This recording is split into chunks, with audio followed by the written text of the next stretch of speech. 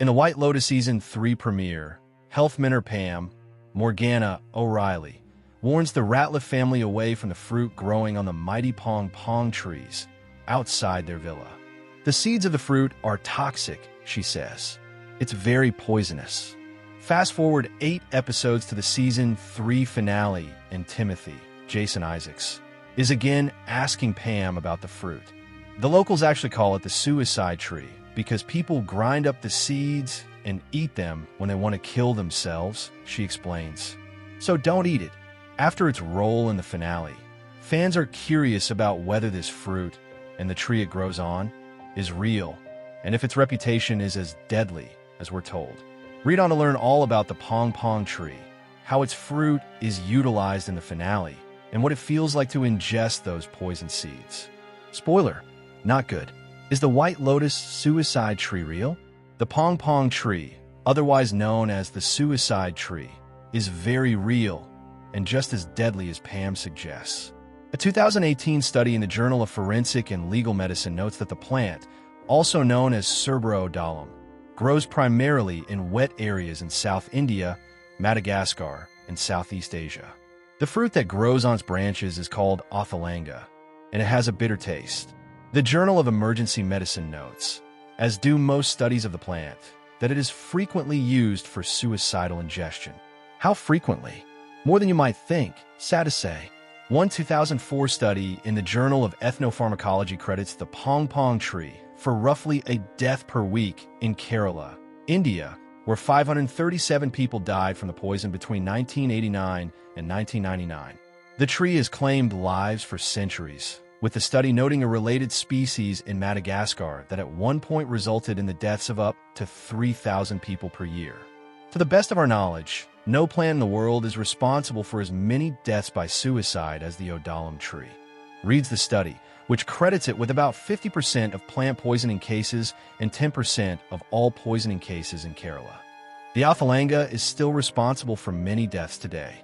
In 2012, 7 students in Kerala made headlines after attempting to end their lives by consuming the fruit. 3 years later, 4 rowing athletes did the same, resulting in one of them dying. But the fruit isn't just used by those looking to end their own lives. Researchers also say it's used in homicides.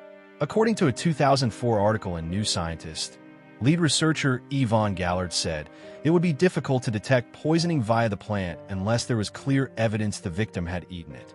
It is the perfect murder, he said. What does its poison do to the body?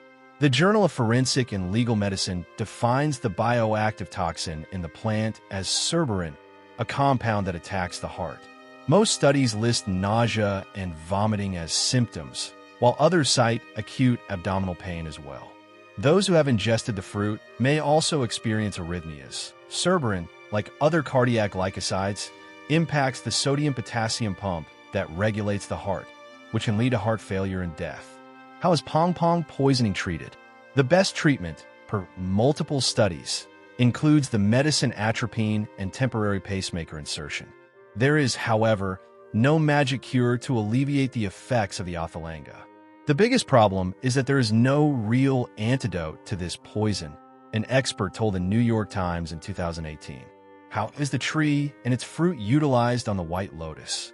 After Pam lets it slip to Timothy that the seeds can be crushed and put into food or drink, the Ratliff patriarch decides to mix it in with a batch of pina coladas. Just as his family, sans Lachlan, Sam Nivola, who Timothy spares, is about to consume their poisoned drinks, Timothy has a change of heart and knocks the glasses from their hands. Unfortunately, he forgets to clean out the blender, which is coated in the residue of his cruel mixology. The next morning, Lachlan makes himself a protein shake without cleaning the blender. An odd choice, perhaps, but after being denied a drink the night before, the underage Lachlan was happy to slurp up the dregs. He gets sick soon after consuming it, and begins vomiting and having visions of his own death. Does Lachlan die in the White Lotus Season 3 finale? Thankfully, Lachlan's dose wasn't fatal, and he wakes up in Timothy's arms. His survival is likely due to the dosage, which looked quite small. The Journal of Forensic and Legal Medicine notes that high doses of Cerbera odolum carries the highest risk of mortality. So it seems Lachlan is lucky there wasn't more than a splash left in the blender.